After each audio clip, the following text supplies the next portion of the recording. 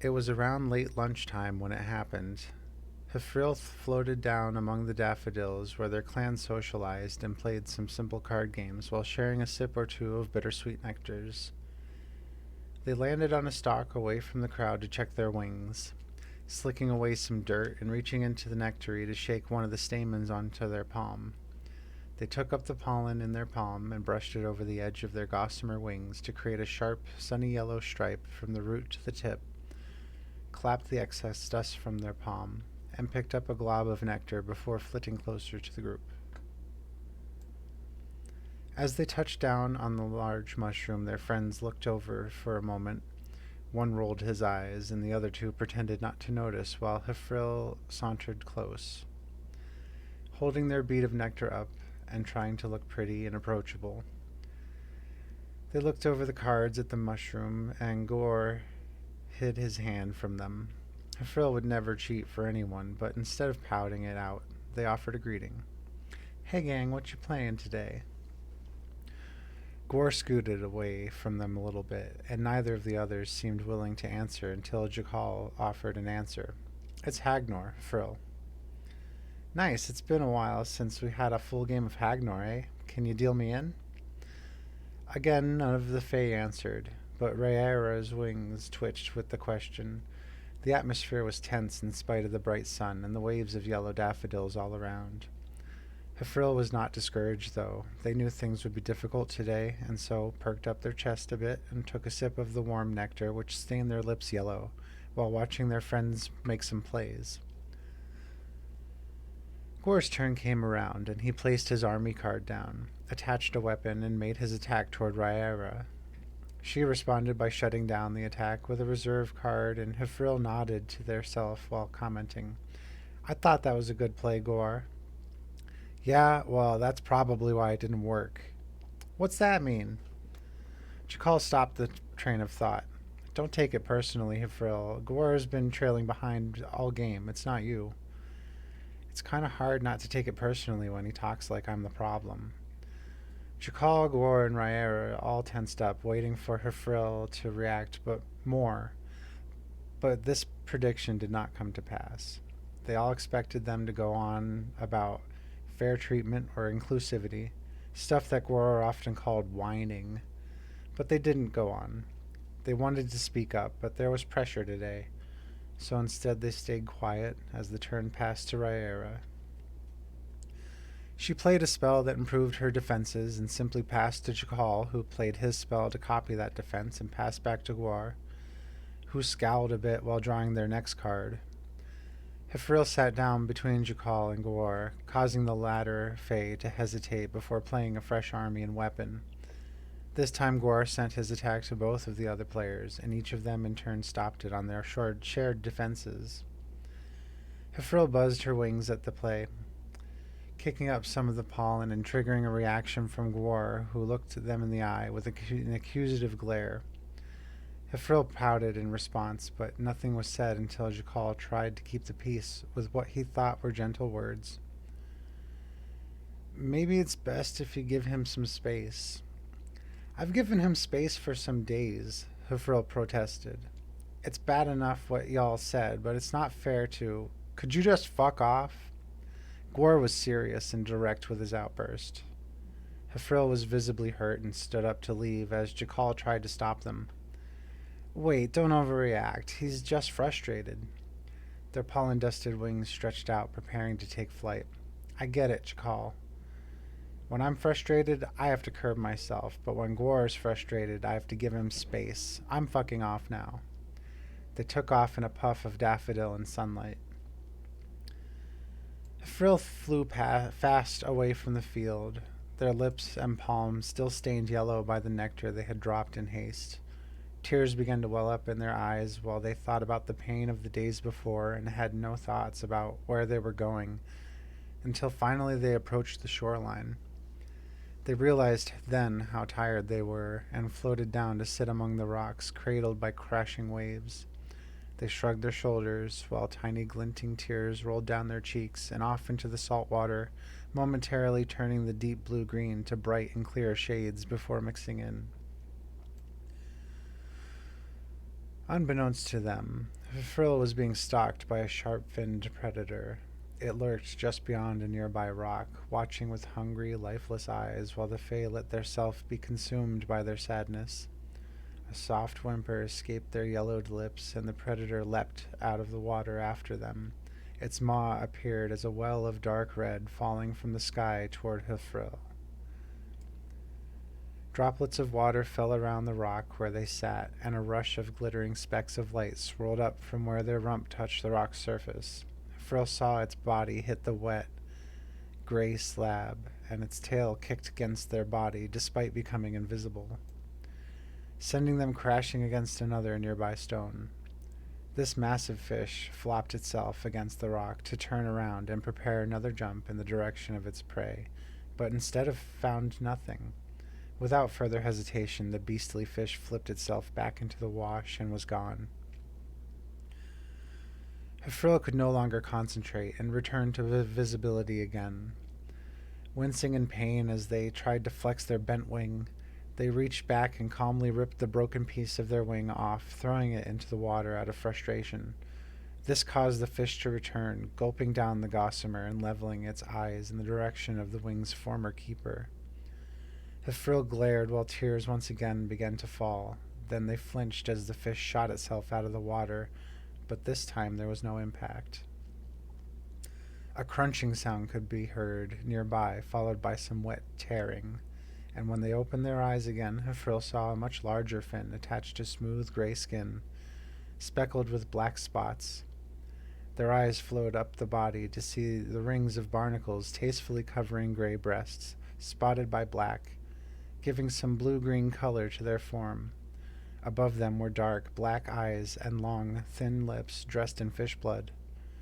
The creature sneered with sharp, needle-like teeth, which she sank into the fish, scraping meat from bone and swallowing with ease.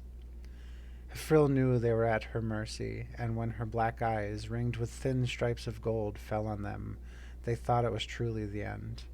Those razor-sharp teeth did not come close to crunch the poor Fae, however, and instead Hifril was lifted up by soft and careful hands. They sat on the gray palm and buzzed their wings, which felt less painful now without the added resistance of a bend. The mermaid's gaze was intense and frightening, but she spoke with a voice like soft rolling waves. "I like your makeup, little one." "My makeup?" Hifril touched a hand to their cheek with confused thought. The mermaid didn't wait for them to realize, though. "Yellow isn't my color, but it looks nice on you." The Fae blushed with hues of purple and felt their lips, finally noticing the nectar stains on their hands as well. Hifril quietly giggled and wiped away what tears were left sparkling with happiness at the feeling of safety. "I was just coming from lunch, to be honest. This is daffodil milk." The mermaid laughed lightly, and her palm shook under Hifril's thighs, upon which they demurely rested. "That's one way to do it, tiny pretty. I often don a bit of sturgeon blood if I'm going to be out of the water for a long while. Perhaps this rock dweller will do." She dipped her finger in what was left of her meal and painted her lips before washing her fingers in the sea water. "My name's Hifril. Adonare. It's a pleasure." Hifril's expression soured a little at the similarity in her new friend's name with an old friend, and Adonare lifted her palm to see closer. "Why do you cry, Hifril? You are so beautiful, it's a shame to see you upset." "Your name reminds me of my friend Rhaeira." "Someone you lost?" No, I was pushed away for speaking too much." "That doesn't sound like a good friend. What did you say?" "I was tired of being made into a joke and made some harsh judgments."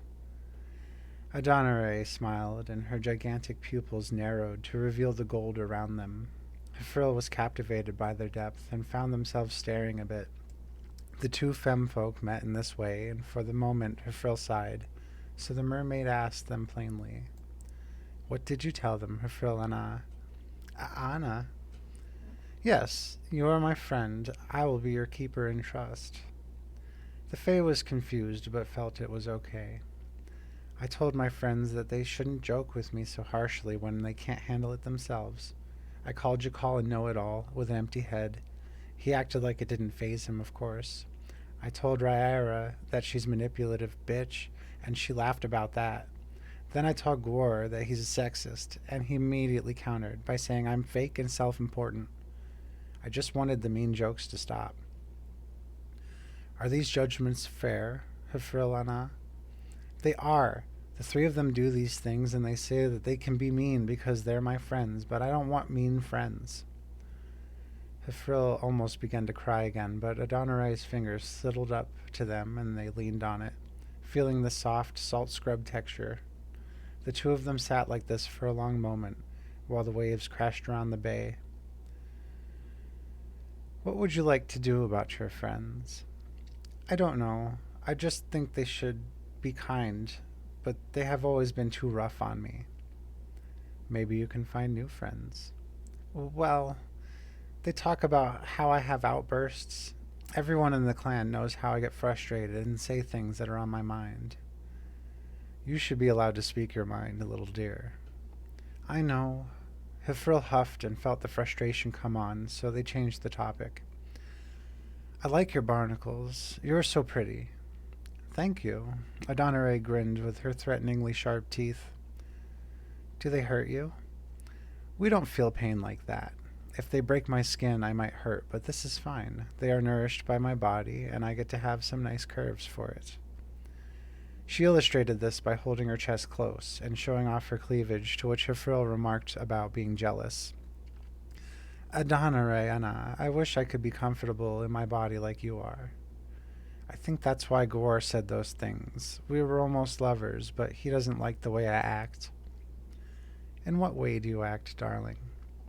I don't dress up pretty. I don't care about showing off my body like the other femme fae. He once asked me to wear makeup, real makeup, but I refused. I think that's when he really started to harp on me, the meanie. It's your body, dearie. What is this on your wing, though? The mermaid gently motioned to the pollen on the spine of their wing, and her frill flushed purple again. I tried to dress up after my breakdown. I thought he would like it, or maybe he would forgive me like Jakal and Rhaenyra, but he wouldn't even look at me. Adonare shook her head.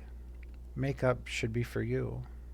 For that matter, so should your friends. Personally, I don't keep friends who don't give me proper attention. Is that selfish? It's my life. I ought to be selfish. Hifril smiled at this and stood upon the gray platform of Adonare's palm. The sun was beginning to set as it moved through the apex of its path across the sky. They shivered at the thought of not being able to go back until their wing healed, and Adonare offered a knowing smile. You can stay in my cove while you rest. Don't feel rushed to return to your clan, especially if they don't make you feel good about yourself. The Fae nodded with one last hint of sadness, but smiled brightly and glowed with appreciation. The mermaid took up some seaweed and rocks and wrapped her chest with them to make room for Hifril to ride with her. She took them across the rocky shore and into a dark cove, which she called home. They spent some days together and laughed over suppers, bathed in the moon, shared makeup ideas, and finally, when their wing grew back in, Hifril said their goodbyes and promised to return very soon. They returned to the mushroom where they had last left their friends, this time with wings brilliantly painted of various pollens, rosy eyeshadow made from finely ground rock, and some bold white lips pressed from caterpillar silk. Their friends looked them over and had many questions. Gwar stood up to make an apology. Hifril, I'm sorry, I shouldn't have. Sit down. Hifril was stern and confident. We're done. I appreciate the thought, but I deserve to feel good about myself.